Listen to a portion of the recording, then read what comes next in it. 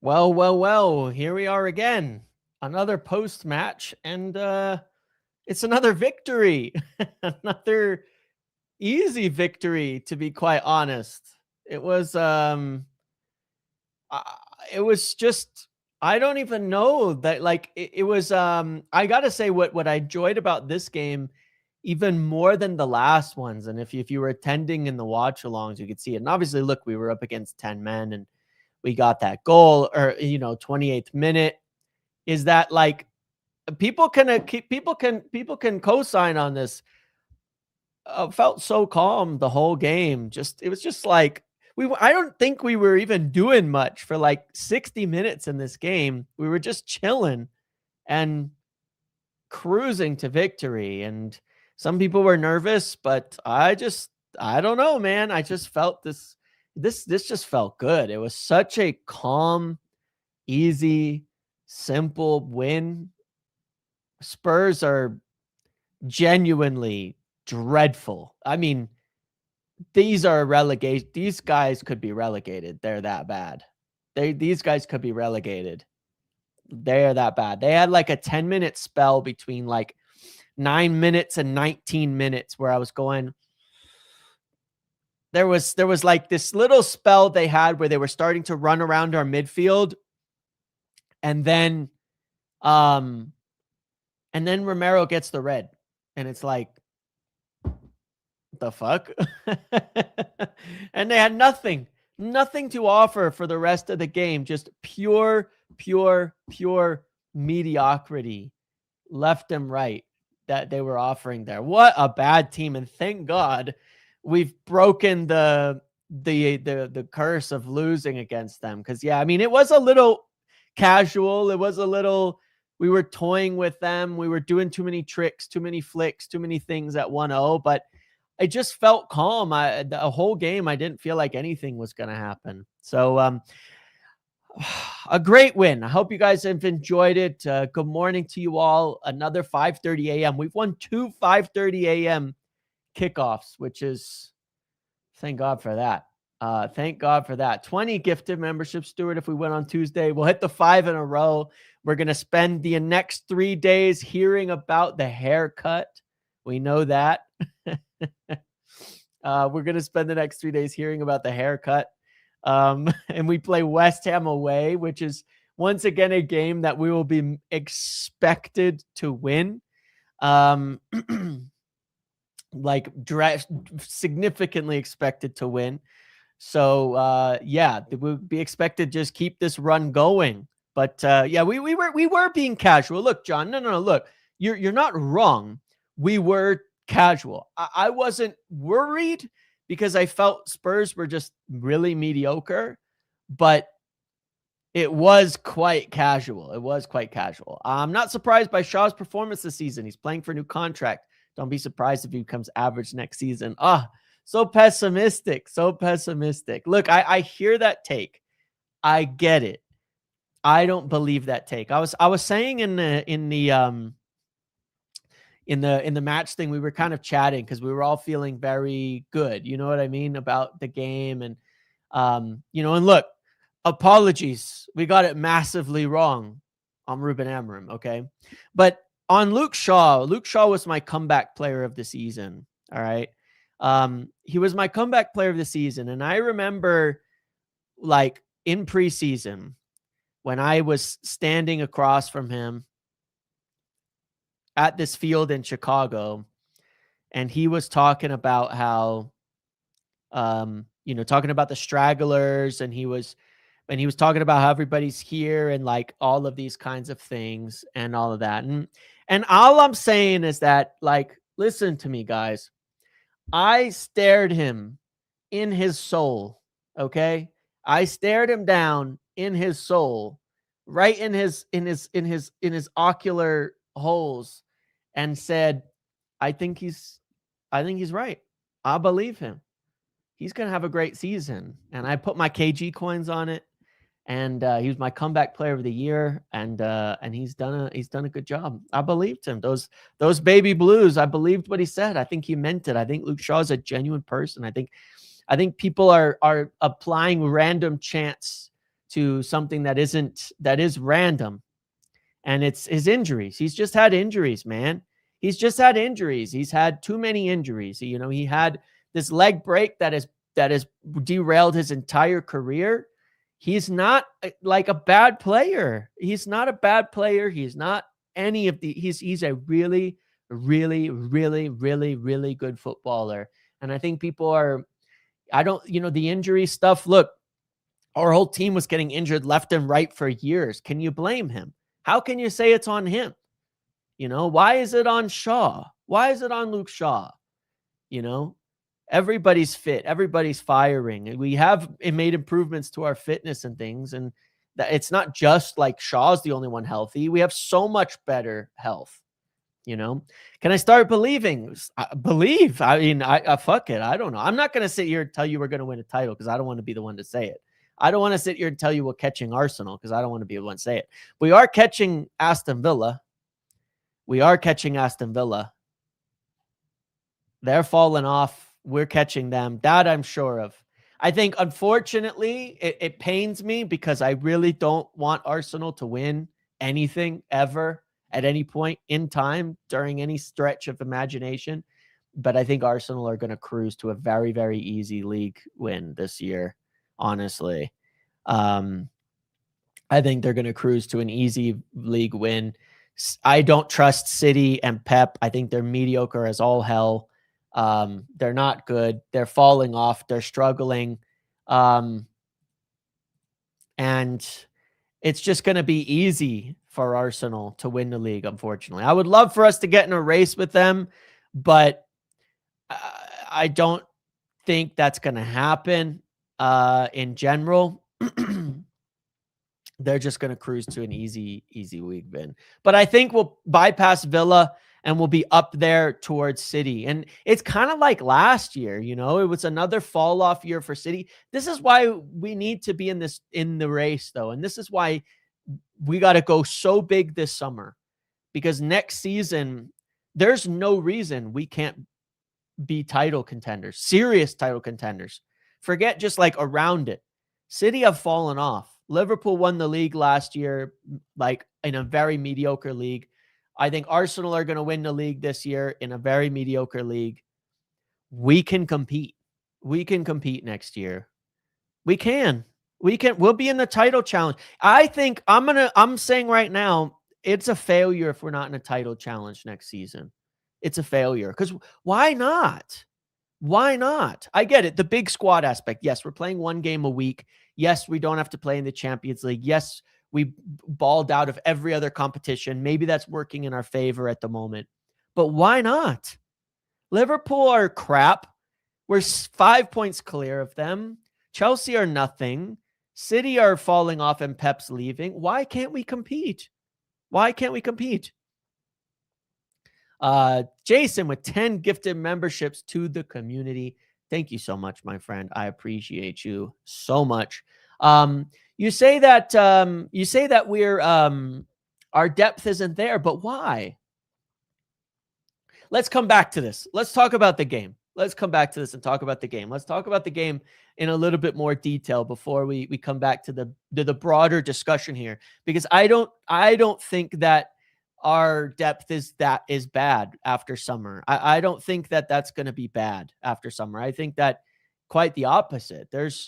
We're actually going to have quite a deep team, overall with a few good signings. You know what I mean? I think we'll have quite a deep team. Then we'll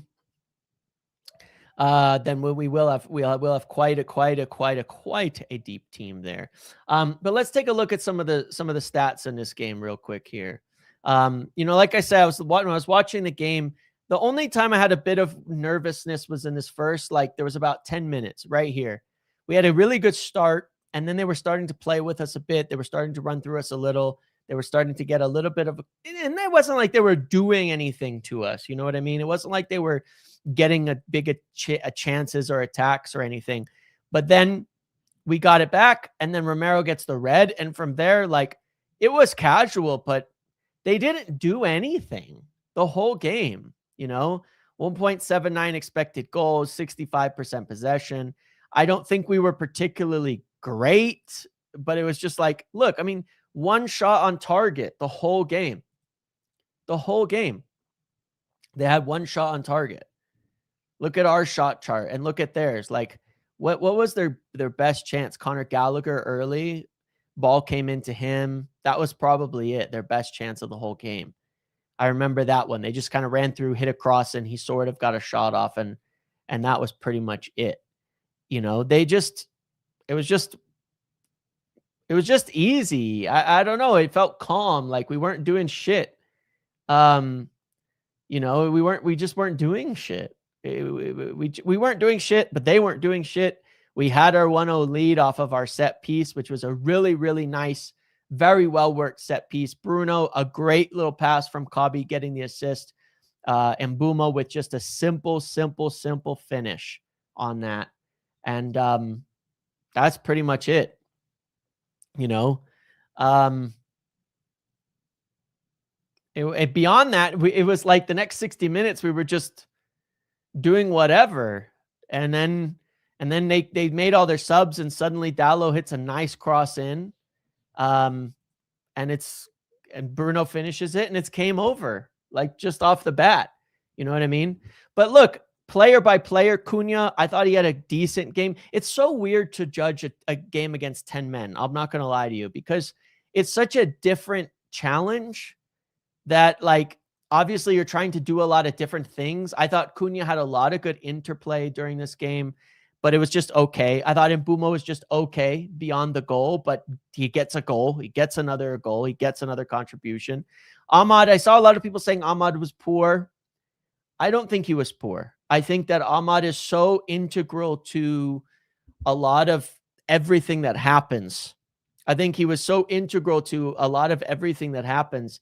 Even when, yes, he's not getting the goals and assists right now. He's not getting the big offensive plays. He's not getting those things at the moment. I understand that. But he's so integral to everything else that happens in the game that I think we have to, like, accept that. You know what I mean?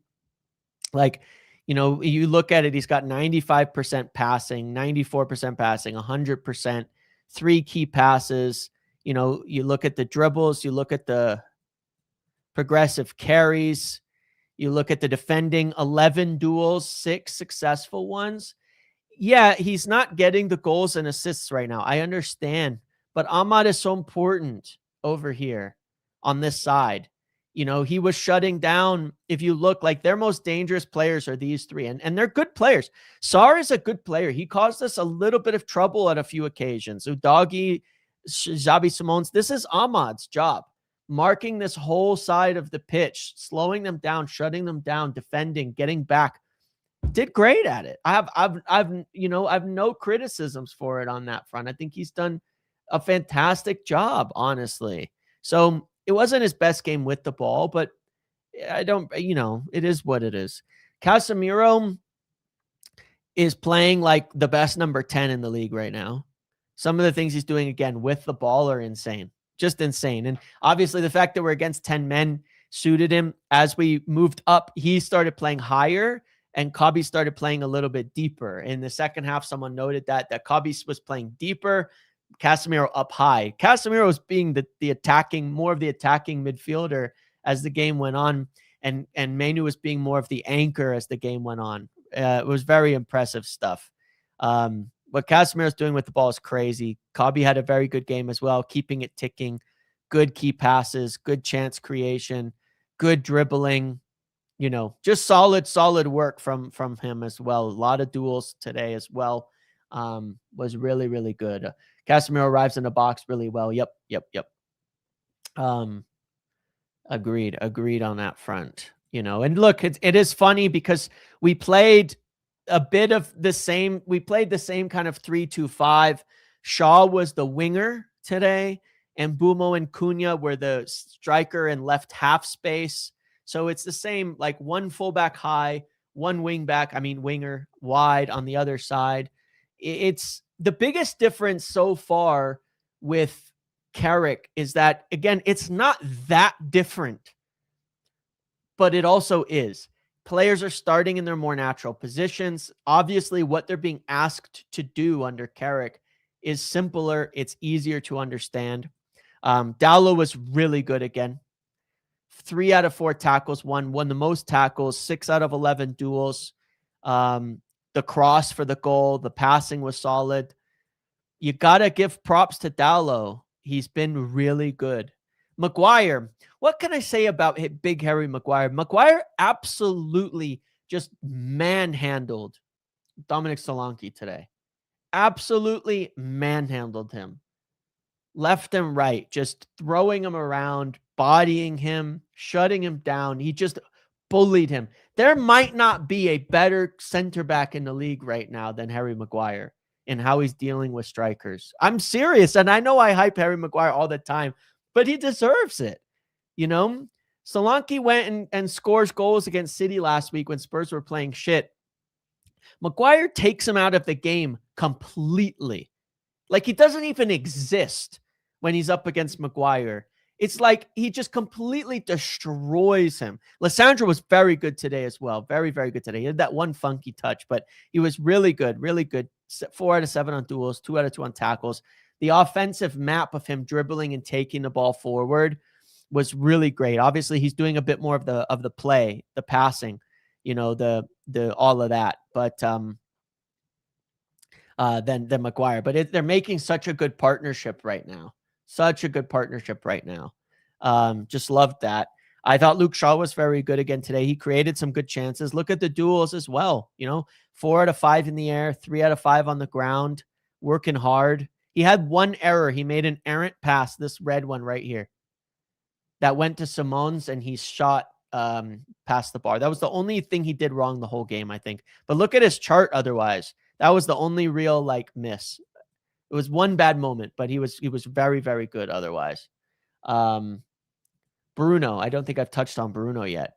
I thought Bruno was having a fairly casual game and then he goes and scores a great goal, a brilliant goal, and that's it. I was saying that, you know, is there any forward playing better than Mbeumo right now?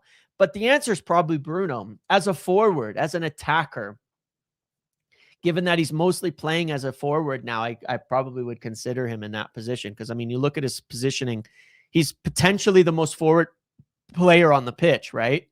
Like, that's Cunha, that's Mbeumo. Bruno is our most forward player on the pitch. And I think Bruno is the best forward in the league right now.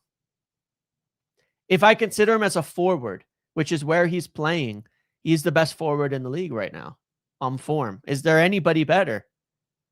And you know, I'm always willing to criticize Bruno if I think I actually have a genuine reason. It's not from a point of anything. He's you know, I think he was doing a few too many flicks and tricks at 1-0, to be clear.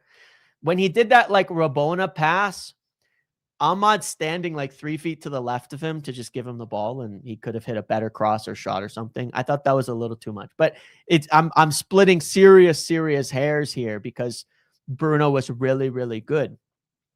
In general, nothing too crazy. And, you know, gets the goal, creates the chances. He should have had the assist at the end.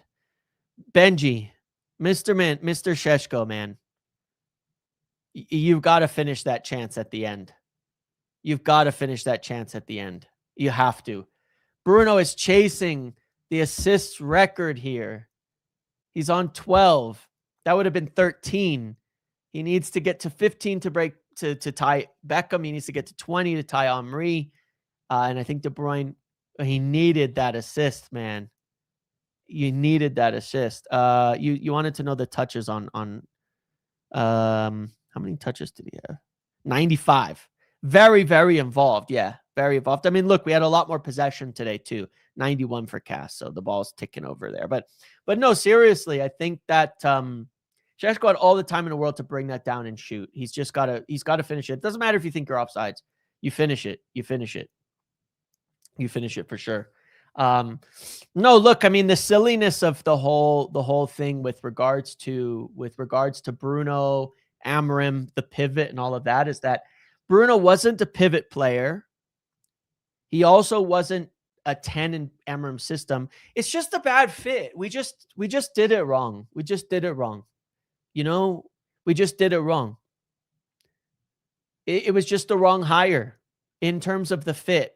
I think there was a lot of good things off the pitch, but the more time goes on, you just go, it was just the wrong fit as a hire then, that we should have done it differently. It was just a bad pick. It was just bad fits.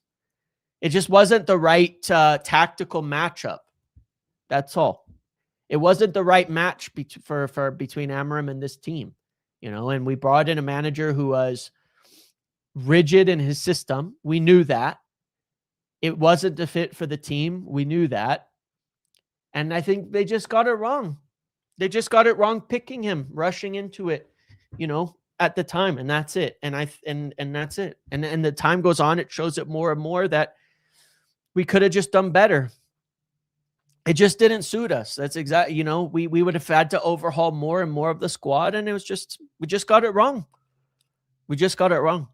And it's kind of simple as that. We just got it wrong. Wrong manager, wrong coach. I still think there was a lot of good things done off the pitch in rebuilding the squad, but that's a team effort as well. So a couple other little interesting things I want to share here, and then we'll talk about it in general. This is our chart of thank you for MPDG for doing this. Yeah, it was Omar Barat. Look, the reality is, just coming back to this again, because we can kind of move on beyond it, is that the original sin was not sacking Erik ten Hag in that summer. Then it failed. Then they had to rush into a coach mid-season, bring him in a bad season, did a lot of things we were supposed to do, but kept him on. Probably should have sacked him after the Europa League final, but kept going with it. And then it just fell apart. It all comes back to that summer. And I'll be honest, you know who I'm going to blame for all of this? The Glazers. It's the Glazers. Because if we'd been able to, if Ineos had been able to get in early in that season, not in May, get their appointments in early, we would have made better decisions that summer. We would have done better on the transfer side of it. We would have done better on the coaching side of it. We would have been more prepared. But everything was rushed because the Glazers kept dragging until that Christmas 2 years ago, when Ineos and Sir Jim basically said, this needs to happen now or we're walking, because this is ridiculous how it just keeps being dragged out. And that's the truth of this domino effect. But either way, we are where we are right fucking now, which is, we've rebuilt the squad quite well. We've moved on. We've got Carrick in situation here. He's doing really well. We're winning games of football. There's something to continue building on. And to the credit, we did move forwards, and we have a team that doesn't fall apart and isn't tied to one manager. It's been built correctly by Ineos. So good for them. I think they've done a good job on that. But the Glazers fucked it, in doing all of that. And then, when I look at it as well, I go, anyway, we talked about their whole cricket thing the other day. These are the good times Amram was talking about. Yes, indeed, they are. Thanks, Spence. And my hangover is fine. I'm okay. I had some anyway. I forgot about the early game, and it was a casual, and that at 9 o'clock I was like, oh fuck, anyway, but I'm okay. It was just a tough early morning wake up. That's all. All right. So anyway, here's the record. Here's where we are. This is compared to last season. Okay. So thanks to MPDG for this. This is showing our points compared to relevant fixtures last year. So this is when Amram was sacked, we were 8 points over last year's relevant fixtures. Now we're 16 points above it.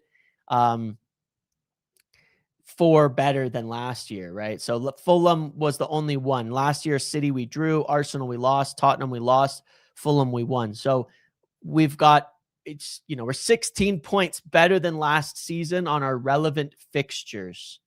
And then here's a good graph that shows it as well, which I think is cool. The X is where Amorim is sacked. Okay. Blue is this season. Again, we were on the up and up. We were doing better than last year, but the takeoff here is better. Certainly, we've taken off these last 4 games and accelerated our improvement over last year by significant measures. And yes, I'm sure MPDG will be keeping this next year as well, because it's a really interesting graph to look at. It's a really, really interesting graph to look at. So yeah, this is nice improvement. Good to see. And the table, where are we at in the table? We are 4th in the table. We are 5 points clear of Liverpool, who have to play against Man City. And we are 3 points clear of Chelsea, who are playing right now against somebody. And we are 3 points behind Villa, who are playing Bournemouth. So there's a decent chance there's a decent chance of something here. I think we're catching Aston Villa. I was saying last week, I think we're going to catch Aston Villa. As an avid Amorim rider, I didn't expect us to be in a title charge. I mean, we could be, guys, I just bear in mind, by the end of the day, by 2 hours from now, we could still be 12 points off. I don't want to get ahead of myself on that. Like I said, I know I want to say we're in a title charge. I want to say it. I do.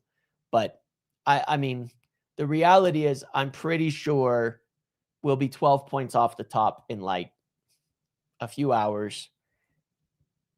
Arsenal are going to cruise to a league victory, and Bob's your uncle. You know what I mean? And it's just, and it's whatever, but we'll be 3rd. Who's to say this run wouldn't have happened under Amorim once players came back? We would have got better after AFCON and injury, but it wouldn't have been like this. Come on, look, I was a big Amorim guy, obviously, but again, I think what he needed and wanted was not like, I don't think we were as bad as people thought. There was progress. There was improvements. Yes, we would have won more games. Yes, we would have kept doing better than last year. But what we're doing right now is a consequence of it is easier for the players to do what is being asked of them than it was under Amorim. It is 13 points. Sorry. It is easier right now for the players to do what is being asked of them than it was under Amorim. Just factually, you can just objectively step back, look at it, and say that's the case. You know, we don't. It was what we were trying to do was too complicated, so it was never comfortable. What we were trying to do was shoehorning some players into more difficult positions because we didn't have the squad for Amorim's system. And it was never comfortable. It was never easy. You know what I mean? It so rarely looked easy because of that. We were too far off. It's not about having low IQ. It's natural. Look, Ruben Amorim's a coach. I don't want to keep talking about Ruben Amorim, but the reality is that Ruben Amorim is very obviously a coach that needed players who are assured in a very specific way of playing, because his system was more rigid in that respect. His coaching was more rigid in that respect. And it was different. Like, again, you could just take the midfield itself. It needed 2 athletes, and we don't have any, you know? So, but then his 10s needed runners, not passers like Bruno. So it's just, it was never going to be this easy with this team. It was never going to, with the squad we have now, we were never going to get easy teams like, we were never going to get comfortable, easy wins like this. It just wasn't going to happen, because what he wanted and what he needed and the way that he coached and the tactics he was asking for are just much more complicated and didn't fit the team as well, you know? So he needed more turnover here. Should we have given more turnover?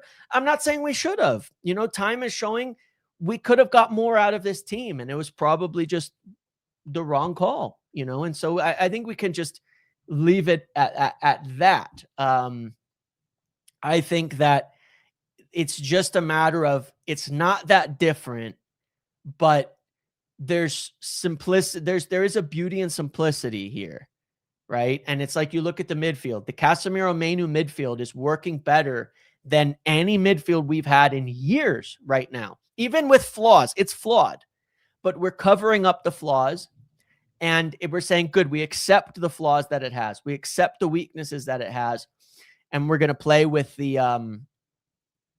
with the ball really well, and we're going to go for it. And it's working. And it's working. So I don't think we would have had victories like, oh my God, Arsenal nearly conceded on a horror by Raya. I don't think we're going to have, I just don't think we were ever going to get, not this season, these comfortable victories. If it's gone to next season and we'd replaced the whole midfield and we'd gotten another winger and we'd done this and we'd done all of that and it all fit his system perfectly, then maybe, but not this season. Not this season. So we got to just give credit to Carrick on that front. As AV Aston Villa come back to pack, Emery going to focus on Europa to ensure Champions League. I agree with you. He's going to look to the Europa League and say, that's how we're going to get into Champions League. That's how we're going to be back. All of that. And I think that's why we'll catch them. But yeah, look, it's like we still have some issues. It's exactly this, Liam. Like, this is true. Manuel Casemiro still can't run. They can, obviously. But, like, yes, athletically, they don't have a bunch of pace. Neither do Martinez and Maguire. And yet, we're winning. So, tactically, systematically, intent-wise, we are covering up our flaws and going and winning games and saying, fine, we don't have the best out-of-possession work in the team, but we could do things with the ball that people can dream of. And that's what we're doing. Casemiro's on smoke. Mainu's on smoke. Maguire, Lissandro, like, we're killing teams with the ball when we have it, and so we've balanced our weaknesses for our strengths. Crazy how much Carrick's improved us, but I'm not falling for just play players in their natural positions. Ten Hag did the same, but we were shit. Yes, you're right, but we have much better players too. Ten Hag is a criminal of the highest order, okay? And look, here's the reality with Ten Hag, okay? We played players in natural positions, but his instructions were so fucking bizarre that there was nothing that, like, he was just a terrible, terrible coach because he had players in his natural positions. He had a simple setup. And he still asked them to do things that were unbelievably impossible that created just chaos. He's just terrible. He's just terrible in every single way as a coach. Just terrible. But Carrick, it is putting players in natural positions. It is also that we have much better players.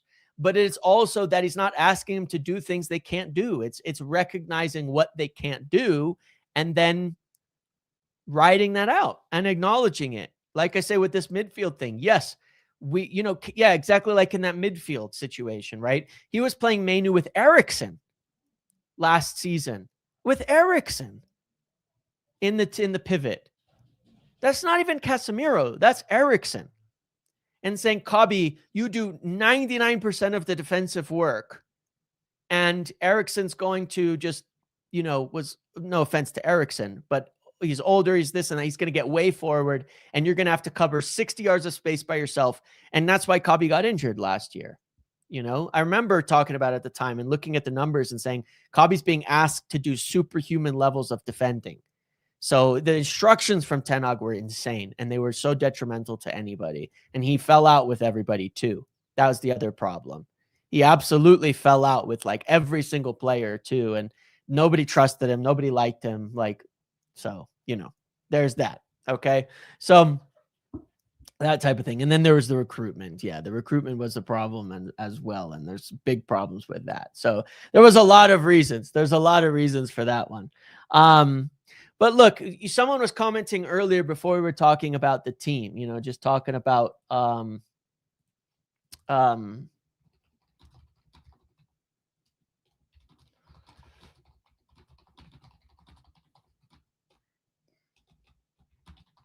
sec. Let me just tweet this.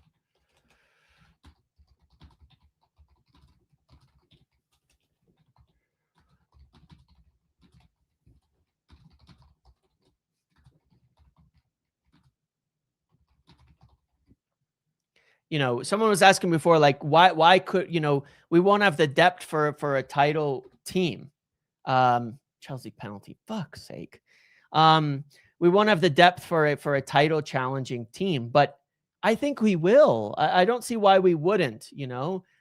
We were building out the team the other day and going, that's actually a lot. Even with 4 or 5 signings, we'd have just a ton of players. We would have a really, really good situation. We'd have a lot of players in there, you know, and just wrapping up feelings on the game, and then we move on to this discussion. And I kind of want to show you all of this, you know, and look at the actual squad. You know, for me, my player of the match,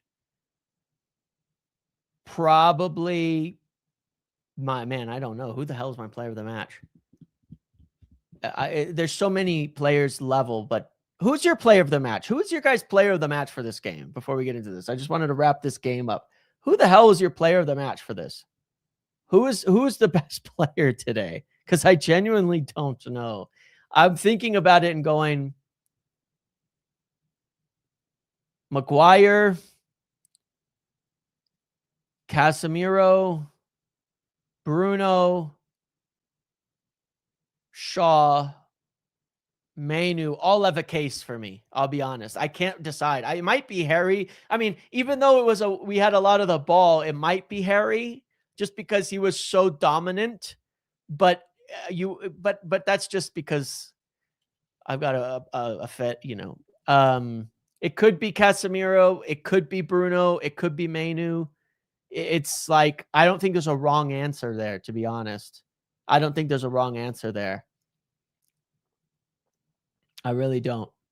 Yeah. I don't think there's a wrong answer.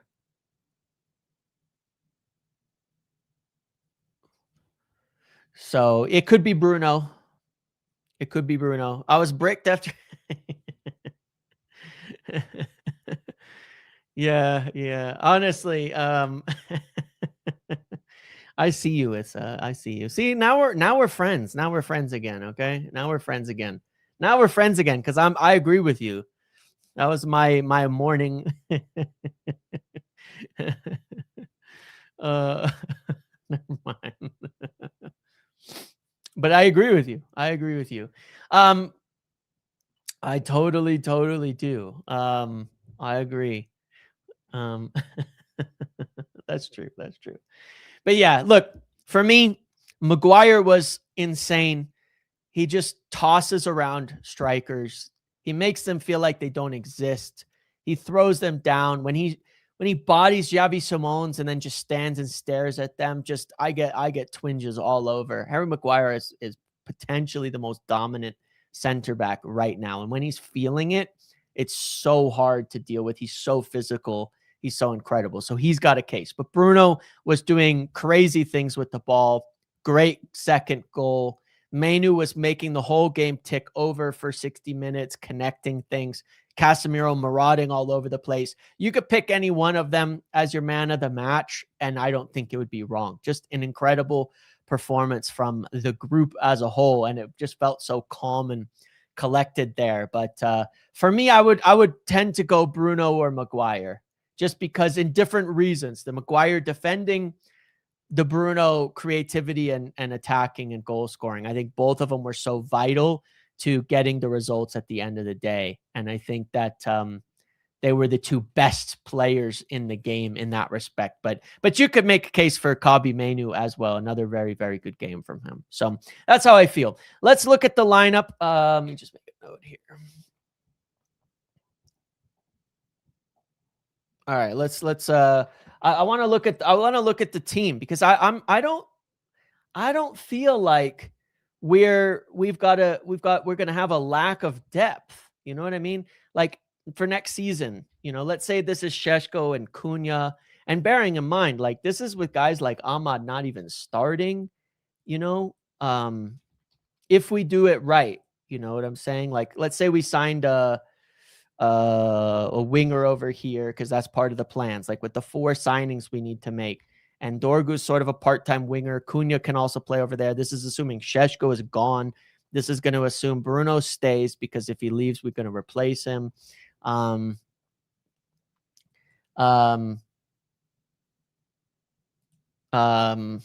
This is let's say it's Cobby, and it's like, I don't know, it's like Baleba or something.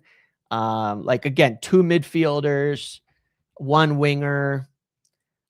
This is like Ugarte / Orozco / I don't know. Just gonna add it like that. This is not counting Njai. This is not counting Xerxes. This is not counting Shea Lacey. This is not counting JJ Gabriel. This is not counting any youth options. Okay. Just to be clear. Let's say we're getting a center back. You know what I mean? We're getting a center back. So we could keep it as Maguire if we wanted. Let's just leave it at Maguire and say, even if we didn't get a center back, we have De Ligt and Euro for more center back options. We have Dallo and Mazraoui. And we have Lamens. Like, why don't we have the depth? I think our weak point that will show up is this consistent enough? You know what I mean? Is this consistent enough? Right here, obviously. I think that would be most people's concerns, right? But I don't think the depth is the issue. I think it's just we've got the top line quality in our attack. We have crazy options. Cunha, Dorgu, Ahmad on the bench in this situation. Baleba on the bench. Mason Mount on the bench. We got tons of good bench options. Mazraoui. It's more, do we have the top end quality in defense to mount a title charge? That's the question. And to play in multiple positions. Yeah, because I agree, like, our CB numbers look okay, but there's some injury prone players and 2 young players. I think the question is, yeah, I think it's just that, like, do we have the top end? And if we were to sign, once again, a big fuck off, like prime Maguire player out here, you could put Dorgu over Shaw. That's fine. I don't mind. Type of player for maybe the left side or something. But this is the team with 220 million and a net spend of like 100. If you could throw in like a Nathan Collins, if you could throw in like a something else, a fullback of some sort, Nathaniel Brown or something, I don't know. It's more just the top end quality. It's more just like the top end quality. Coyote, sure. It's just, I don't think it's a depth issue. This is only signing 3 players, and it's a deep, deep team. Need a right wing? We have Ahmad. And if Mbeumo's playing striker, then you have Cunha and Šeško playing in different positions and off the bench. Senesi. It depends who's coach in terms of whether it's going to be Šeško and things. I don't think we'll play Šeško on the bench forever, for what it's worth, and Mbeumo at striker. I think Mbeumo will be a winger later on, but like a backup keeper, sure, but that could be Vitek. He's been good. He could come back. You have Lacey. You have JJ Gabriel. You have Lacey. You do have young players who can do League Cups, who can do sub minutes, who can do stuff. Dorgu can play right wing. You're absolutely right. Like, we do have a lot of players in this instance. If we sign 1 winger, we have so many. I don't think that the depth is the issue. It's, do we have good enough defenders? I think that's actually the only question. When you look at this team next year, if we rebuild the midfield in the same way that we just rebuilt the forward line and got top end quality, if we're rebuilding the midfield with Anderson, with Baleba, with these types of guys, I don't think depth is the problem. I don't think depth is something that's going to hold us back, from next year. I don't think depth is the reason we're not going to be able to make it. I think the reason, if anything, will be that we don't have the top end quality in defense yet. Fast, physical athletes all over the pitch or something like that. You know what I mean? We'll have it in the midfield. We'll have it in the front line. It's hard to say at the back that right now it looks good because we've got Maguire kicking on and Lissandro's kicking on and Dallo's playing well and Shaw's playing well, but they're still lacking something. You know, they're still lacking in terms of, you know, they're still lacking in terms of like speed, high line, pressing, more consistency in that respect. So I think that may be the thing that hurts us more than depth, is that we still don't have the fully rebuilt back line. If Maguire leaves or we move some other players on and we end up buying that top end center back, all bets are off for me. And I think we'll be strongly in the title charge next year. But that, I think, is more the concern. In worst case, we'll handle that the following summer. And then I think we're ready to compete at a consistent level for a long time. If we had sacked your boy in May when we should have, we probably would still be in cups and top four. I mean, plenty of should have, could have, whatever. Maybe, maybe not. Maybe starting the year with a different coach. I mean, sacking in summer would have always been a better decision than sacking mid-season, but you never know. You never know what the start of the season would have looked like. We never know what we would have done otherwise. Unfortunately, but maybe we would. I can't argue with the League Cup. I don't know what the fuck. But then again, if we had signed Lamans earlier, we'd still be in the League Cup. So I could put that one on management. You're way more concerned about the manager appointment than signings, to be honest. What are you guys concerned about? What are you so scared of? You know, no. What are you so scared of about the manager appointment? Like, what's the worry? What's the worry? But maybe what if could happen. I worry about that. Who would you take? Slaughterbeck, Lukeba, Bastoni? Nobody stands out for me. Schlotterbeck, I would take. I don't know who the answer is, to be quite honest. I think that they've got to figure that out scouting wise.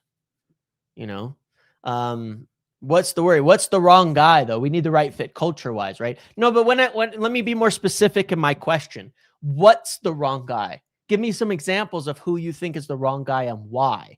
You know what I mean? Because I think that the evidence shows this season, we were in top 5 when Amram was sacked. So if he's a terrorist, awful manager, all of that, it does show that squad quality is king. Let's say he was an awful manager. Well, then despite that, we were still in 5th place when he was sacked. Squad quality is king. That is something I've said for a long time that I stand by. I think that squad quality is king. At the end of the day, it's squad quality. That's going to determine 90% of where you are in the table. The rest is the other 10% is the coach. You know, squad quality is everything. If we keep improving the squad, then we're going to be great. We're going to be fantastic. Either way, you know, either way, we're going to be fantastic. So that's fine. But like, so who scares you? Because you would have to look at it on the basis of a coach would have to come in and like be strongly sabotaging the situation for it to be bad. You know what I mean? That MC is right choice, but Sir Jim gets fixated on names like Nagelsmann and Tuchel. You mean that sticking with Carrick, building the squad, keeping the continuity is the right thing to do, but we move over to like a Nagelsmann or Tuchel to chase that high and it goes the wrong way. I understand that. Heaven and Euro absolutely could be answers, but they need to play. That's my one issue with Carrick so far. Obviously, winning takes priority right now. And that's true, right? Heaven and Euro have the potential to be top quality center backs. I still believe that with Lenny Euro. He could be that guy for me. Like I was talking about Murillo the other day. I wouldn't partner Murillo with Lissandro, but couldn't you partner Murillo with like Lenny Euro or something? If Lenny Euro was like getting back to his best, was like going up to the levels we expect he could be at, isn't that in theory a good partnership potentially? Just saying in general. But yeah, look, I hear the concerns on that with like the ditching Carrick to go for someone like, you know, Nagelsmann or you know, or Tuchel. You know, I don't think Nagelsmann would be a disaster. I think that Nagelsmann is a very good manager who has the right intent and is the right fit stylistically for United, plays attacking football, is an aggressive coach, wants to go for wins, wants to do all of that. I think in that sense, he's a good coach. Tuchel, to me, is the one that scares me, because I don't think Nagelsmann would be a disaster. Whether Nagelsmann worked out in the long run, I don't think it would be a disaster. I don't think he would make us worse off than we are or something. Maybe he's not the perfect guy, but I think that as long as we improve the squad, someone like Nagelsmann would do very well, and we would stay consistently in the right area. We'd be attacking. Now, he's a bit of a weirdo and stuff, but whatever, that's neither here nor there. He's not really a back three coach, or he's very flexible in that respect. Tuchel's the one that scares me because of the blow up, because I think he's very demanding, and I think it could set us back from a squad perspective. It's basically this for me. If Carrick does really well, he should get the job unless you can land Honus. Oh God, I agree with your other names, but I can't do the hipster Honus thing. People did the same thing with Ten Hag, and I'm not buying it. Not from the German league. Just not buying it. Enrique or Nagelsmann, I agree on those. I think they are good coaches, potentially top coaches. Enrique's not happening. Nagelsmann, I don't know. No thanks on Poch, Tuchel, or any of the mid-table Prem guys. I mostly agree with you. I wouldn't get any of the mid-table guys. I would stay miles away from Silva, from Glasner, from Ireola, from all of those types of guys. I don't think I don't see any benefit for going to one of those from Carrick with how Carrick is doing. I don't see any benefit. I think that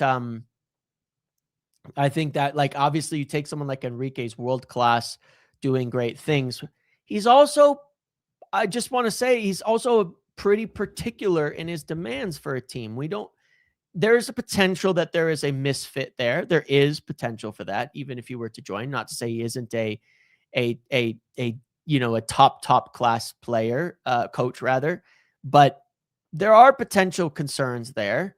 Like, I'll be honest, if I had to pick from anyone in football, whether it makes any sense or not, the only coach I'd be convinced of is Jurgen Klopp. That's a terrible, terrible thing to say.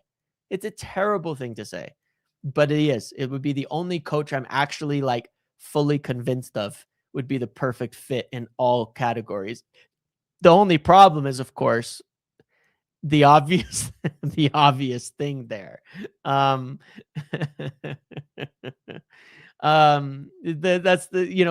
that, I could have doubts about every single coach in football from a fit standpoint or a tactical standpoint, or where they're doing or what they're doing or this and that. You know what I mean? And I've said that many times, and it's just how I feel. It just is what it is. Like, for me, is the only like theoretical football or coach that I'm like, yep, that's United football for me. Ederson, Baleba, and Anderson in the summer, at least two of them, and one center back and left wing, depends on other plays. Leaving will be very, very fine next season. Agreed. But yeah, look, in general, I would say what I do totally agree with there is that effectively and essentially, the only fear is we get a coach that blows things up, right? That's the only real potential scary thing. We get a coach that comes in and is like, it blows things up, because we have a good thing going and we have a good squad, and we're going to make it way better in summer. And the squad quality is going to be, no doubt about it, the squad quality will be top 3 in the league by next year with the midfield signings and things we're making. We're going to have a top 3 squad. So we don't have to win the league next year. We should hopefully be closer. We should hopefully be competitive, but we will have a top 3 squad next year. The only thing we cannot do is get someone who blows the team up. That's why I want to avoid Tuchel at all costs. I just don't like the mess he leaves behind. I don't want another coach that leaves us in a worse place than they found us. Too many have done that. Ollie didn't. I don't think Amorim did. Ollie didn't. Ten Hag did. I think Jose did. I think Van Gaal left us in a very weird place. I just don't want a coach who blows things up at the end and makes it worse, because we have a lot of good things. Heard Nagelsmann speak English sounds like an insult. That's all. I don't want someone to blow things up. Could you guys agree with that? Like, where are you guys at as of now? I think most people are probably thinking Carrick, right? Like today. Let's poll it again really quick, and then we'll do some callers. But let's poll it really quick. Today, your thoughts on coach?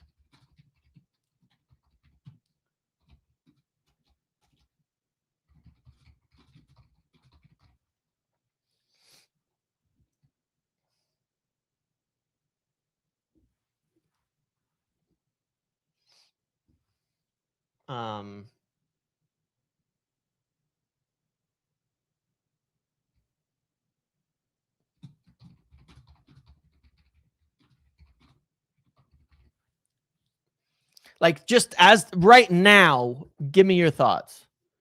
Like, where are you at today? You're totally welcome to change your mind in the future. That's the truth. Where are your thoughts today? It is too soon. It's too soon.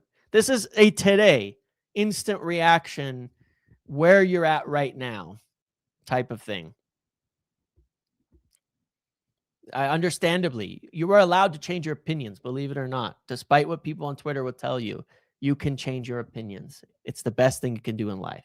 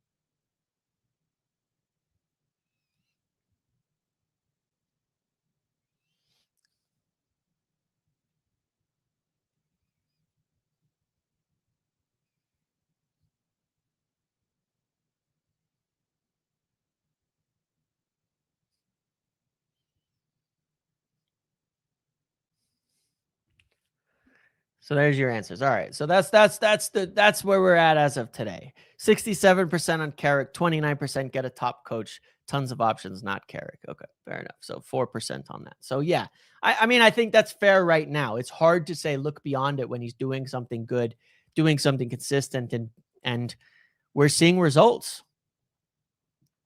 Agreed with this, Alfred. This is the only thing I'm looking at, and I'm not trying to go like I'm not trying to be like this thing of like oh, that's the real test and shit like that. I'm not doing that. Carrick's done a good job. Carrick has made us better. Carrick is doing great. But agreed, it's not just winning a few games like Ollie did in the beginning. It's over the rest of the season. Do we see how we play? Does it improve? Does it show top level characteristics? For now, I'm happy. Let's see what the rest of the season can do. Let's see what the rest of the season can do on that front and see how it looks as well. I do agree with you there. Get a coach who wants best for the club and not himself, RDZTT. I agree with that. That's my biggest fear is guys like De Zerbi and Tuchel that I think are too egotistical. Yep. Isn't it great to be back? We enjoy our matches and watch other teams' results. The last couple of years have been soul crushing. Isn't it? It feels very nice right now, especially the early kickoff, getting a win and just enjoying the rest of the weekend. My thoughts right now is let's get this guy a haircut. Even if just so that we don't have to hear about it anymore, that's where I'm at. That's where I'm at. Just like, yeah, we don't have to play dominant. It's just, I agree with this, Daniel. It's not just about organizing the press. It's organizing it within the limitations of the team. Ancelotti is a good shout with Carrick staying on. I don't think Carrick will stay as a coach. He is a manager and he's going to, or a head coach anyway, and he's going to go somewhere as a head coach if he's not here. He's going somewhere. He's going somewhere. And I think Carlo's going to stay in Brazil. If we didn't have the Ollie experience, would you feel differently? Take history out of the equation. For me, no. I've never held the Ollie thing against Carrick. I really like Carrick. I love Carrick. I wanted Carrick back since the day he left. I showed those tweets like way back when. I wanted him back since the day he left because I think he is a top coach. And I think that he could do really, really well. I think he has the potential to be a top manager. So for me, it's not about Ollie. I think for a lot of people, it probably is. It's more. It's less about Ollie in specific. It's more about like I think this comment from Alfred is true. We have good enough players. We're letting him play with freedom. Gets you top 5. But I think the step from top 4 and top 5 to title is a little different. You're going to have to do more. The challenge that we have in assessing this for the rest of the season is this, right? Maguire, Martinez, Manu, Casemiro, you ain't going to press high and dominate with them in the team, playing the correct tactics with these players. The question that is going to be hard to answer, and Carrick's doing the right thing. He's doing his job. One sec.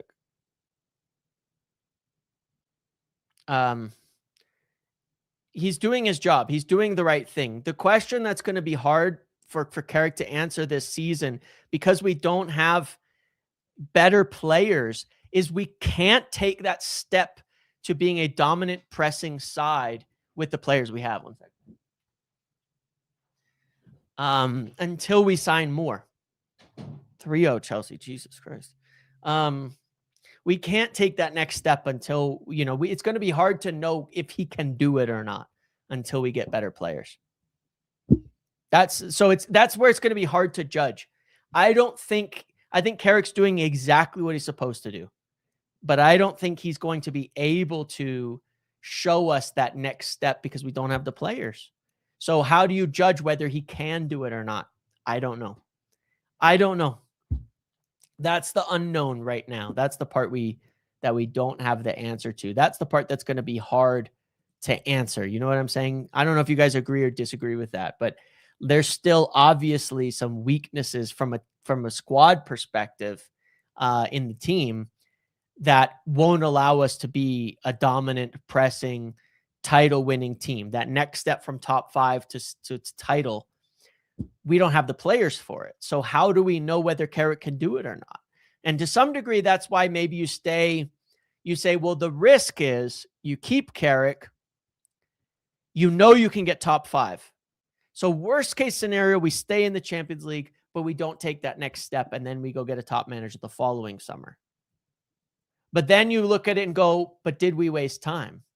Would it be a waste? Would it be a waste to do that when we could win a title next year? And that's the decision that they're going to make.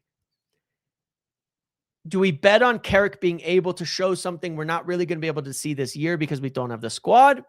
Or do we just go for the top manager now, and pass up the consistent top 4 level play we'll probably see from Michael Carrick that we can almost guarantee? I don't know. I don't have the answers to that. I get the debate. I get it. And that's why we're going to take our time and figure it out properly. Because that is a serious debate that I think is worth having. I don't think there's necessarily an 100% answer, right? Because as much as like you rate Carrick very highly, this comment, it's a gamble regardless of how he does. Because again, I think he can show we can get top 4. We don't know if he can take that next step. So do we go for a coach we think can or not? It is an unknown how Carrick performs with added talent. He's doing bits with players we know haven't been up to it. Yes, agreed. It's an unknown. And it is. There is some unknown. There is some unknown here. No matter who comes in, we're not winning the league next season. We need 6, 7 first-team players and them clicking together. I don't agree that we can't win the league next year. Look at this. Like, Arsenal are going to win the league. Arsenal are going to... Oh, they just scored. Yep. Arsenal are winning the league. 1-0. They're 13 points ahead of us again. Arsenal are cruising the league. We played them the other week. I'm waiting to be impressed. We can't compete with them? They're fucking shit. They're not that good. This league isn't that strong. That's where I'm going. If it was any other time, if it was still Pep and Klopp at their peak, I'd be going, look, we could ride out Carrick, just get consistent top 4, keep building the team. When I look at this league right now, I'm going, we should try to win the league next season. We should try to win the league next season. Did Palmer get a hat trick? People were just talking him down all week. Really good player. Really, really good player is he. We can win the league. We can win the league next year if we do it right. We totally can. We actually can. If we'd had Anderson this season, we could have won the league. Think about that for a minute. Think about that for a second. If we had a better team this year, why couldn't we have won the league? You can say it's all the manager, fine, but we did lose games on the lack of personnel in certain instances. If we had better two midfielders more this year, I think we'd be in the title race right now, regardless. You can't say that two midfielders wouldn't have helped us over the course of this whole season and that we wouldn't have earned more points. We would have. And Laman's in goal from day one. We'd probably be in a title race right now, even with Amorim, because the squad would be that good and because the quality of the league ain't that good. Genuinely. Like we've added players and gained points. If we added keepers, if we added, midfielders, if we'd had that this year, we'd be in a title race. So yeah, I think we can win it next year. I seriously do. I don't see why not. And so that's the argument where I go, maybe we do go for a top manager. Just go all in. But then who? Who is that? I still don't have the answer. We still don't have the answer to that. We don't know who that top manager is. That's the part that throws me. Who the fuck is this like top manager that we're actually even sure of? Who the hell is it?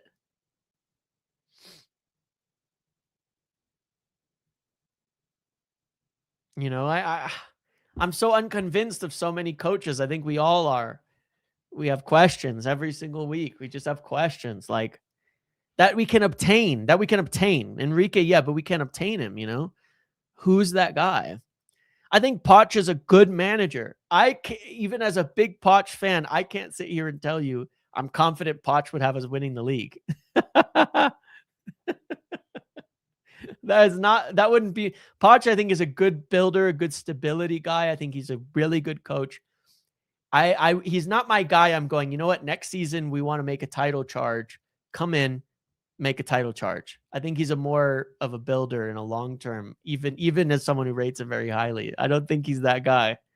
He's not the guy I'm going next year, come in and win the title. I don't know. Man. I don't know. All right, let's do some call-ins if anybody wants to today. There's always fewer after the after a good win, which is notable. But let's see if anybody wants to come do a couple call-ins today. Is Slot that good of a coach who won the Premier League? No, but Liverpool had already won the league, and they'd already won a Champions League, and they'd been competitive for a long time beforehand. All right, Parth, how you doing, my friend? What's going on? Good. How are you, James? Good. Decent win. I thought we got slightly complacent at times, especially had we not got the second goal. That Bruno offside was so unnecessary when Cunha scored. It could have been avoided. I'm nitpicking here, but this was Spurs in the end. 10 men. Yep. Sesko should have buried that last goal. I Oh, want man, Bruno to should get have, that yeah. assist record, man. I It know. was, hopefully he scored the one which mattered last week. Really. Yep. So overall, looking good, looking decent. I think good performance. Yeah, let's see how we build on from this. Need to keep on going. The league, Yep. like we are winning, but so is Chelsea. It's still there. So is Villa currently. But yeah, we need to have some daylight now. A Yes. little bit. If At City least beats Liverpool, it'll help us. We'll be five for sure. I think points fifth clear does of get Champions Liverpool. League this year, right? Yeah. Fifth gets Champions Yeah, League, so I fifth think we will for should be okay. sure. Pretty Yeah. much for sure. Yep. Yeah, So so I that would be think nice. yeah, we should be on course. I really hope there's a Liverpool fallout. I don't mind Chelsea getting top four. They're gonna spend half a billion irrespective. Yeah, they'll spend They're half a in billion and get conference or worse again. Who cares? Like yeah, whatever. but would be lovely to see them. Yep. miss out. But yeah, I mean, looking decent. I think the midfield still needs some work, as it was still run through. To be honest with you, the only thing Spurs have are athletic midfielders. Yep. They're It's shit, yep. absolutely shit overall. Like Gallagher and whoever was playing with him, I don't remember now. But he's athletic. Like they have legs Yeah, compared Sarr to and Gallagher, good Star. good Yeah, athletic players. And Sarr, I think, is a decent player. Their team is awful, but yeah, yeah. agreed. They have some I think athletes in there. Casemiro and Manu are brilliant on ball. Off the Yep. ball, you need Manu and either a Baleba or an Anderson. It Yep. works that way. Nothing to Yep. take away from Casemiro. He's been absolutely brilliant. I Yep. think Dalo has been presently, like, surprisingly happy with it. Like, He's been presently, he's good. doing well. I thought that was a Sesko asset in the end. Anyway, Yeah, did he get a almost. flick on? I don't think he did. It was so He close, didn't. but Oh, no. okay. Okay. Yeah. I would have been lovely to get him something. So, Yeah. but yeah, Shaw's been okay, I guess. Maguire, Martinez, solid. I think it was a good performance, but basically Spurs did nothing, absolutely nothing. It was probably the easiest game we've played this I season. I'm not gonna swear, lie. like they were not I'm not doing taking away anything. from the win. It just was No, no, they but got a red, and then it was just like and and I they're don't so even bad. like. That's why maybe they got a bit complacent. Like this is shit. Like what's even happening? This is not the Premier League. Like fucking Wolves gave us a better game than these I people. know. It was like a Like kickabout. It was like a summer exhibition game. It felt like for a long yeah. time. I was just like, I'm so happy he wasn't sacked before our game. I was so worried that yeah, City are going to hammer them, and here we go again. But yeah, they took points off City. How shit are they, man? I don't want to say yeah, that today though. I want them to win against yeah. Liverpool or Agreed. draw at least. So let's see. But yeah, onwards and upwards. I guess looking decent. Too early to discuss who the manager is. We do this, always. But I don't Yeah. mind Carrick over any of those like people like Iraola or Iraola, Yep. however you pronounce that, Glasner or any of the Hmm. Premier League, like Frank type managers, basically. Yep. Uh, yeah, I agree with you. Tuchel might not be the guy. The only person I guess we're not getting though is Enrique. All He right. could, but he's so demanding. I don't think Yeah. he's going to do us It's anything. hard, man. I genuinely don't know, and I don't think any of us do. Roll the ball It's with like, Carrick then. Honestly, yeah, he's shown decent. just that's why I'm kind of like, just keep going, I guess, and see what Yeah. happens.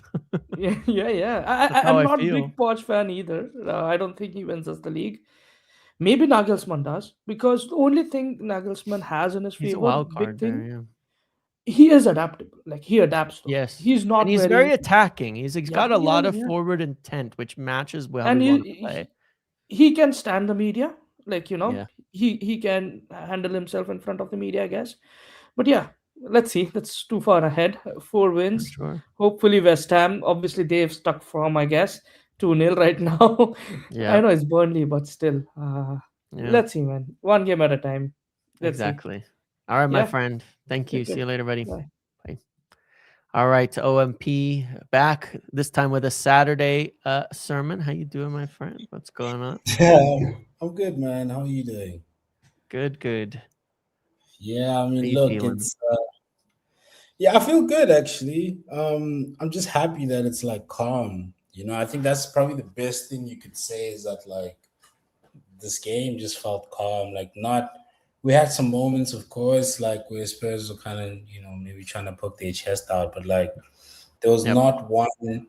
I think we kept reminding Spurs that was like we're a much better team than you. So like relax. Yes. Like I Yep. think they just kept getting deflated. Like yeah, so I think for me it's one of those games where you just appreciate the simplicity of it. You appreciate the fact that cool, we tick the box. I think no disrespect to Spurs, I know that they have like a name and a history and everything, but it's just like when we would play these kind of like relegation fodder in our pump, like that's kind of just like how we just go about the game. Just say, okay, cool, like just tick it off, cool, like don't overextend yourself and then give them a sniff, really. But I think for Yeah. me, like I was really impressed with quite a few players, and I think I just wanted to touch on like one player, well, a couple, but one player I want to start with is Luke Shaw. Honestly, man, I just hate the misconception around Luke Shaw. The guy broke his leg at the age of 20 Yep. after a year of being pretty much injured and in and out of a team in his first season, right? So now when you're starting to kind of pick up some form and all of that, probably the best football he was playing at United at that point in his career, very early on, he picked up an injury that honestly could have left him paralyzed. If we're Yeah, being he almost honest. lost his leg. Like, it's horrific. Yeah, This is not like a minor thing. Yeah. He's got I a forget metal rod in his leg. Like, people got to realize that's a big reason. That exactly. just doesn't work the same way as just your natural unbroken Yeah, bone. It causes problems. exactly. And I think for me, like with all the criticism then he's faced in that time, I don't think people actually understand how mentally resilient and tough you have to be Hmm. for him to still be standing like right now.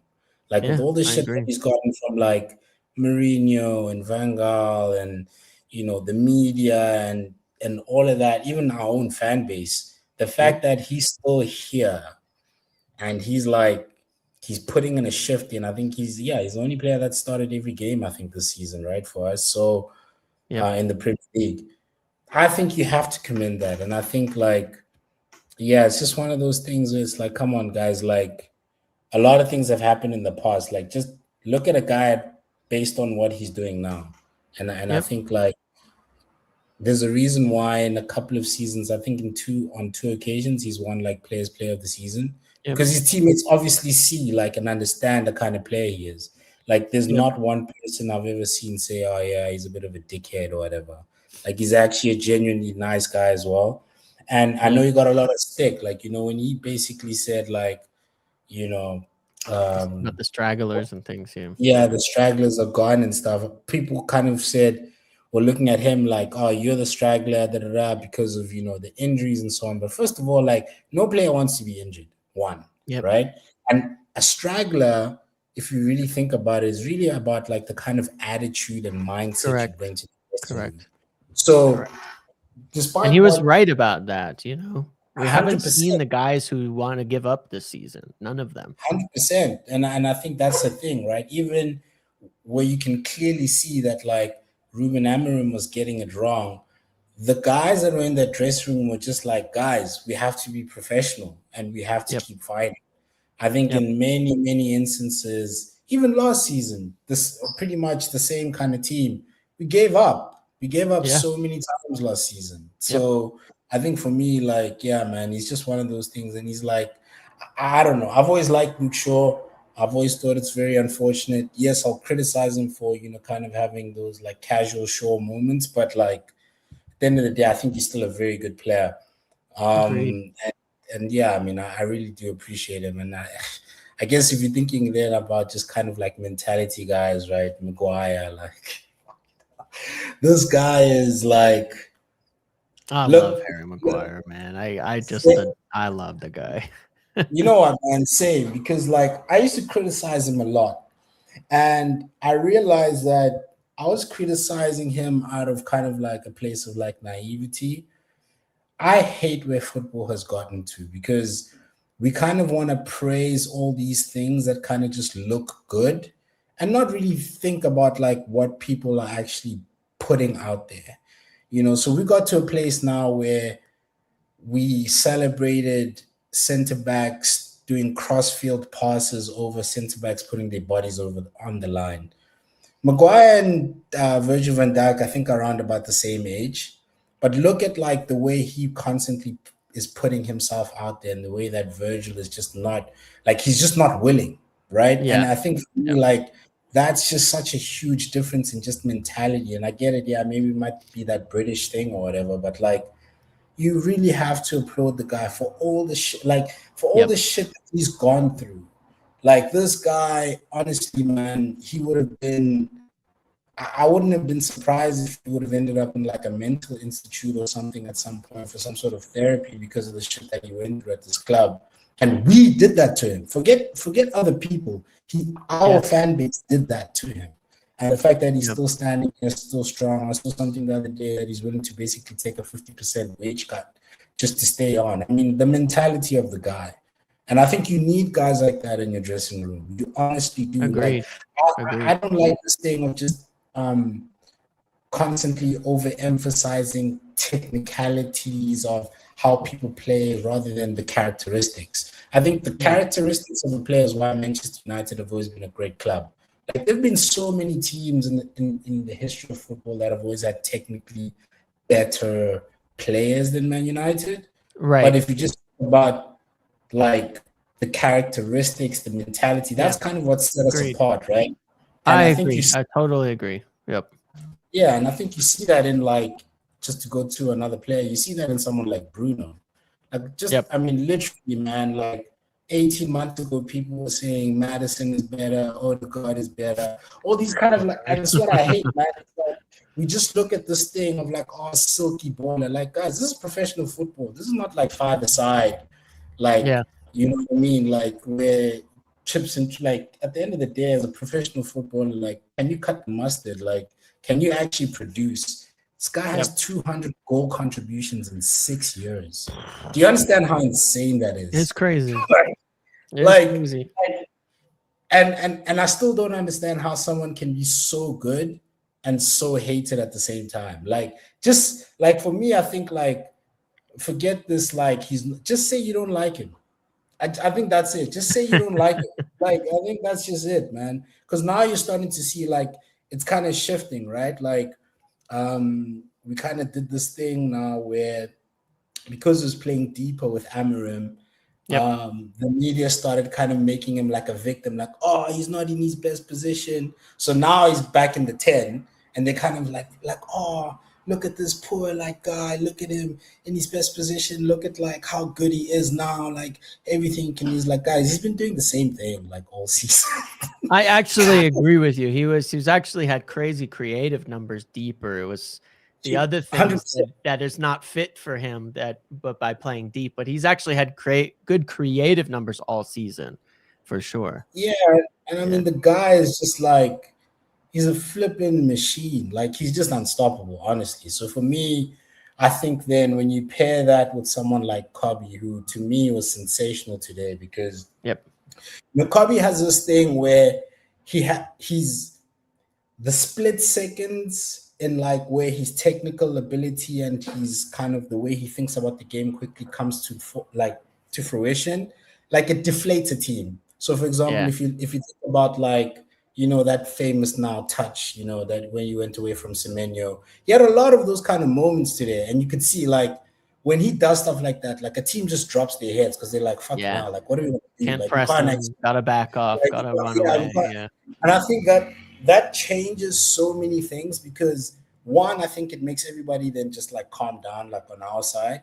But then on the opposition side, it's like they don't even really try that much. So now we can kind of just do whatever we want. Because Kobe's not going to do what Bruno does, right? Like he's not an expansive player. But I think what he does is that like, he really does add that layer of difference. And I think honestly, if you put like an Elliot Anderson there, now it's like, okay, shit, we're cooking, right? Because I agree, man. Man, like I've been watching a lot of Elliot Anderson, and I was explaining to my brother the other day, is like he's a Barclays midfielder. Like Elliot Anderson is a 4-4-2 midfielder. And if you know, you know. If you know, you know. Like, so for me, it's like with him, like ask him to do whatever, he'll do it. And that's what's exceptional about Elliot. And I think just, you know, when I watch the videos, I love the sound of the ball when he passes it, like the way the ball sounds after he hits it. Like it shows like there's this genuine energy and like, I don't know how to explain it. It's just like one of those things where it's like, okay, damn. Like he's one of those guys, like, you know, if you get a pass from him, be like, geez, man. Like, yo, this is like he meant it. It's like intentionality of action, you know, everything that's very intentional. Everything is very serious. Like he's gonna hit you with the pass, he's gonna hit you with the pass. It's gonna and you see it in his tackles as well. Like when he goes in for a tackle, he's going in. Like he's not saying like, because he knows like, okay, I know what to do to like get the ball. So he trusts his ability there and he kind of just goes in. So for me, like, yeah, man, I think it's just one of those things. And man, I think, look, I mean, I don't want to carry on for too much here, but this thing on like the manager, I think we kind of all need to like look. I'm not a fan of the way where football has got to now, like this Pep era and everything, because I think it's kind of like ruined. I think it's ruined what made football great, which is the fact that you Sure. can be different. Like, Yeah. not everybody has to do the same thing, right? Like, Sure. and I think one thing we need to remember is that like the era of like hipster managers, if you think about the Wengers, the Mourinhos, etc., Yep. etc., heavily tactic driven and crazy systems. That came as a response to the dominance that Sir Alex Ferguson had, Yes. where he was Yep. able to simplify games and say, guys, we have a very simple way of like trying to break down teams and trying to Yep. execute what we want to do. And then you guys, because you are top players playing with each other, develop the chemistry that you need that makes you unpredictable, that makes a team not know exactly what they're going to get from you as far as breaking them down. That's what made United football amazing. And I think Yep. like what I appreciate about Carrick is that although like our team isn't fully there, you can tell that it's like a very similar kind of guide, right? It's like he's literally Yes. saying like, guys, I'm not going to make it out where we're gonna have this crazy game plan and everybody's kind of gonna load me.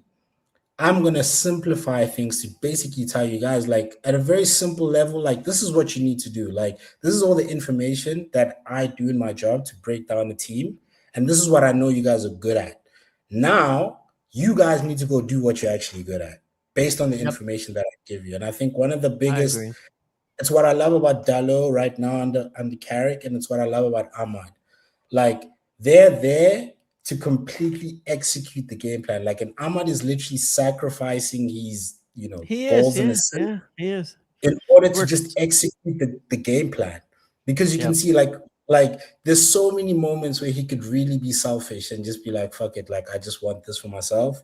But Yep. he's like, he knows, he like the recycling, the runs that he makes constantly, the defending. Yep. And for me, I mean, what more do you want? Because I mean, if you take a team like that with clear instructions and you add the right players, I don't know what kind of flipping god tier tactics you need now all of a That's sudden what to I'm now. saying. And that's the Like, point of the discussion for me of like, yeah, I man. don't Like, see where this crazy tactical thing that's going to elevate it to some amazing level over the top. I think we just need more players. We just upgrade the players, give them the legs to press, give them the pace to cover some of the gaps. We'll be all right. yeah, What more do you and I need? and I think that's the thing, right? Like, because everybody will hate this, but this thing that everybody wants, it's just not the Man United way. I'm sorry, it's just not. The Like, overly it's tactical, and I think, and I was saying yesterday on this front that I think that it is a complication that we have to factor in. Whether it should be or shouldn't be is a different discussion, but it's sort of a reality of it. I don't think that United fans want, actually, at the end of the day, an overly tactical manager. It's too no, rigid. It's not the way what we're looking at right now isn't that. What people are enjoying right now isn't that. The football that they love isn't that. It has to be more free flowing. We don't need this like insane tactician moving everybody around on the chessboard, every yeah, yeah, second of yeah. the game. We just don't, it's just not what fans are going to be there for. 100%. I think you need someone that can handle the environment. For me, that's Yep. it. Like Yep. someone that can just handle the environment internally and externally. So platform the players, make them feel confident in themselves, and then also have the presence to basically tell everybody to like back off. Because one thing I love about Carrick is that externally he deflates everybody. He doesn't give anyone anything. Yep. And I think that's exactly how you need to handle things at Man United. Because if Yep. we try and do this thing and we'll become a circus and it's a constant media thing and it just creates unnecessary bullshit pressure. And I think we've seen like it just blows up in our face all the time. Agreed. So yeah, Agreed. man, I think that's just how I see it. And I think like if Carrie carries on, like, come on, guys, you have to promote the guy that's doing the thing. You can't, it's kind Exactly. of like what you say, right? Like if things are working, you kind of just carry on. Like, don't Yep. change the thing because you want to look like a genius. Yeah, Like, exactly. because I You think can be that's the too problem. clever. Yeah. Yeah, because you're gonna then like bring in, even if you bring, I don't know who's the best option you could probably bring in is a Nagelsmann. You're gonna bring in a guy that now has to kind of like relearn 20 plus years of what Carrick already knows. Correct. Come The Let's be experience, the real. league, the club, the players, all of that. Like, let's be real, guys. Like, Yep. some things are just not as simple as you think they are. They're just not. Yeah. It's not a video game. Yeah. Anyway, thanks, Agreed. man. All right, my friend. Enjoy the rest of your Cheers. day, okay? Enjoy the weekend. See you, buddy. Cheers. But yeah, I would tend to agree. I think that, you know, where we swing on debates overall in terms of this manager thing is that we start losing games. People call players like, you know, coaches like Carrick, you know, we go back to PE teacher, no tactics. But the reality is, I think there's a balance here. And right now, I see it with Carrick. But there is a balance between the vibes and the tactics. But people did enjoy Ollie Ball a lot more until they didn't. It's hard to satisfy United fans, hard to satisfy all of us. But right now it's working. As long as we're winning and it's looking good, I think everybody's happy. And that's the most important thing. So anyway, I hope everybody's enjoyed the game. I hope you've enjoyed we get to enjoy the rest of the weekend. We have a shorter turnaround for like once this whole season until the next game, and then a long layoff. So thanks for hanging out this morning, everybody. Thank you for the call-ins. Thank you for everybody watching. Thank you for everybody being here. Thanks for everybody in the watch-alongs. Thanks for all the donations, subscriptions, the gifted sub from Jason. And I appreciate you all, okay? Enjoy the rest of your weekend. Enjoy the rest of your day. And I will see you all later. All right? Have a good one, everybody. Goodbye.